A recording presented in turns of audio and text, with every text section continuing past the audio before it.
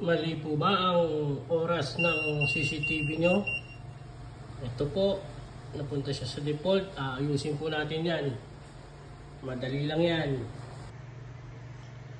Una po natin gagawin ay bubuksan po natin itong DVR. Turn off pala muna natin. Yan. Tapos, buksan natin ito. May makikita po tayo ditong battery. Dito po sa side na to. Ito po, makikita natin yung battery na yan. Kailangan po natin ng palitan para maging maayos ang ating date and time sa ating CCTV. Once na napalitan po natin ang ating battery, punta po tayo sa menu.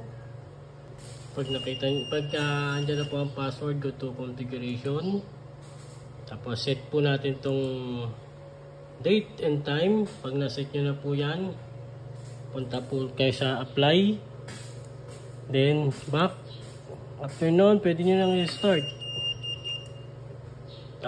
Reboot po natin.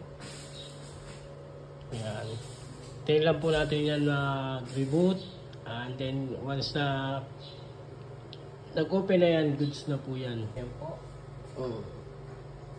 Nag-reboot ng ating camera, ang ating DVR. Yan.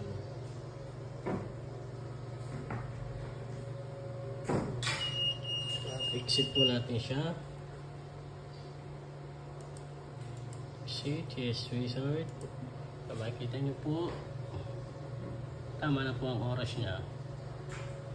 Sana may natutunan kayo mga guys.